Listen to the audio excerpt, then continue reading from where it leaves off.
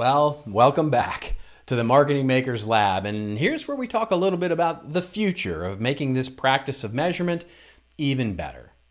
You know, as a marketing maker, you now understand the history and core concepts of marketing measurement. If you were ever worried that somehow you didn't understand how complicated it was, well, rest assured that everybody, and I mean everybody, is in the same boat as you. Hopefully, the measurement pyramid can help you become a smarter and more savvy marketing maker and start to make sense of how you're aligning goals, key performance indicators, and the metrics that make those up. But what does the future of measurement look like? Where do we see this going? Well, it goes back to something I talked about at the top of this show. As there has been from 1948, when James Culleton was frustrated over how to manage the books in marketing expenses, to 2000 when measuring hits server-side technologies and it would take us a day to download all those hits that we would get on our website, to today, there's always been a new kind of measurement technique coming online. Artificial intelligence is being used to process more and mountains of data being generated by digital consumption of content.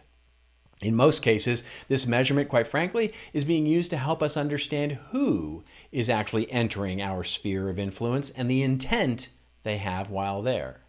Put simply, the idea of intent data is that looking at individuals and some set of data that was accessible by technology, as marketers, we can not only identify who we should be targeting with specific campaigns, but when. As an example, there are many companies now that are using the fact that a customer visited their website in order to retarget them with ads. Well, now technology can measure what the person did on the website and only target those people that did something that you would define as showing purchase intent. And then you could either show them a different ad, or if they showed no intent, you might not show them an ad at all, not wasting some of that money and, of course, being what? More efficient in the process. Thus, creating efficiency through that measurement is still our ultimate goal here. There will be many artificial intelligence and algorithmic new ways to measure marketing in the months and years ahead. You might think of it this way. The technology of marketing ROI will always be focused on making the measurement ruler of measuring our coastline smaller and smaller, because that is the goal, to get more and more accurate with our data, to get the most accurate data possible and get the most perfect measurement of our marketing strategy coastline there is. But you know where this is going. My prediction is it won't be found.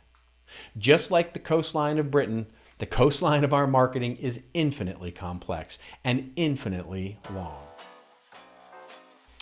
And that's it for episode number 4 of Marketing Makers from, well, back here at the coastline of Britain.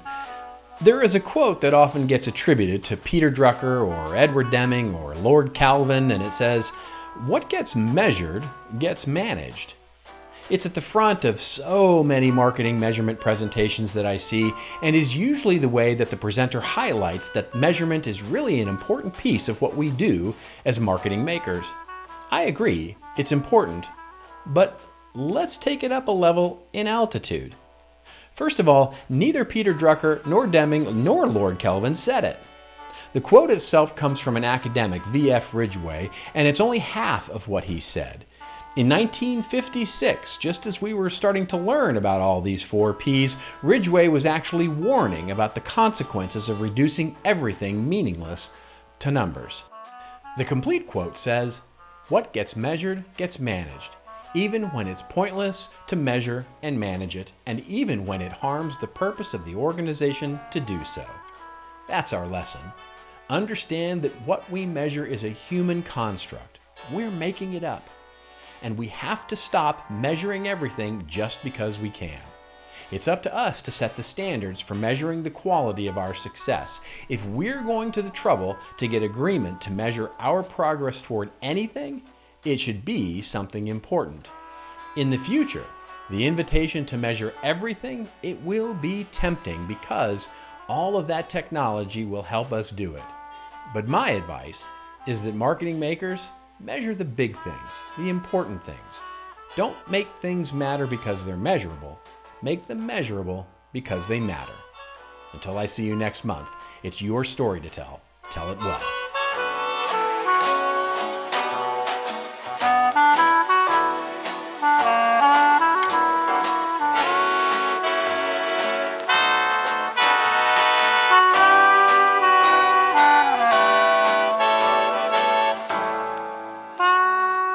Hey everybody, quick announcement just to say, I want you to join us at Content Tech Summit. We're going to have an amazing set of speakers there talking about technology, and you can get all the information you need to join us at content.tech. Yeah, that's right, content.tech. The .tech domain is important there, and you can get your own fancy .tech domain by visiting the good folks at Radix. So join us, won't you? Content.tech. It's going to be an amazing event. Come join us.